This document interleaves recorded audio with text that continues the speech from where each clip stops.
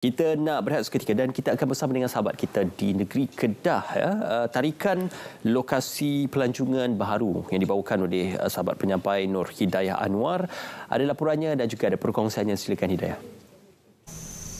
Baik, terima kasih rakan penyampai di Studio Selamat Pagi Malaysia. Dan sesulan daripada penemuan dua arca dan juga prasasti ataupun batu bersurat di tapak warisan Bukit Coras ini, kami membawa anda perincian bagaimana kerja-kerja penyelidikan dilakukan sehingga membawa kepada kejayaan ini, yang mana penemuan ini dilakukan oleh Jabatan Warisan Negara yang bekerjasama dengan Universiti Sains Malaysia. Jadi bersama saya ialah pensyarah kanan Pusat Penyelidikan Arkeologi Global USM, Dr. Nasha Roziadiko, yang juga Ketua Penyelidik bagi kaca ini. Jadi Dr. selamat pagi bersama dengan Selamat Pagi Malaysia. Selamat pagi. Terima kasih kepada DM ya.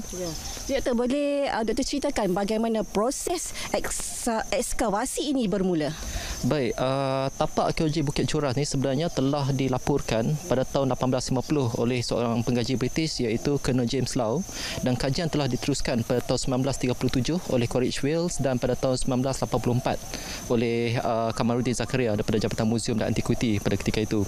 Jadi penyelidikan dilakukan oleh para pengkaji lepas ni cuma melibatkan kerja-kerja survey ataupun ekskavasi cubaan terhadap tapak-tapak terhadap sebahagian kecil daripada tapak arkeologi ini.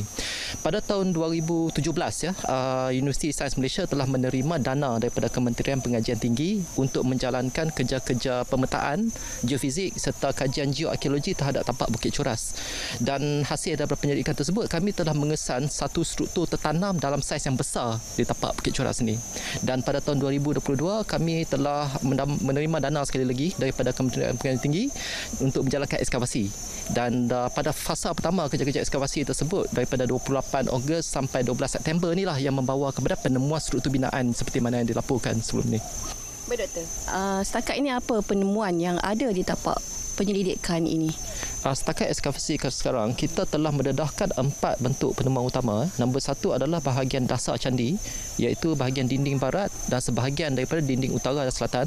Jadi dinding candi yang kami jumpa ni dia sangat terpelihara dalam keadaan sangat baik, dan dia juga memperlihatkan ciri seni bina yang sangat unik. Ya, kita nampak struktur bertangga, kita ada nampak ukiran-ukiran di situ. Okey, itu nombor 1. Nombor 2, penemuan yang paling penting sekali adalah penemuan arca. Kita menemui 2 buah patung yang hampir lengkap ya. Jadi patung itu diperbuat daripada satu jenis bahan yang dikenali sebagai stucco. Jadi stucco ni merupakan satu jenis lime ataupun kapur yang dicampur dengan bahan-bahan lain untuk dikeraskan, dan saiz patung tersebut adalah hampir sama dengan saiz manusia, agak tinggi. Dan patung tu hampir lengkap, cuma bahagian kepala saja yang kita tak jumpa. Ketiga, kita ada menemui prasasti ataupun batu bersurat. Jadi prasasti ini ditulis dengan aksara Pallava dan bahasa Sanskrit yang mengandungi mantra Buddha. Nombor 4, kita turut menemui kalam semah ataupun sekeping batu lumpur yang diukir dengan bentuk stupa. Okey, dan di samping itu kita ada juga penemuan-penemuan kecil lain seperti tembikar tanah ya. Jadi yang ni adalah penemuan setakat 40% ekskavasi, dan kami percaya ekskavasi seterusnya akan memberikan lebih banyak penemuan yang penting lepas ini.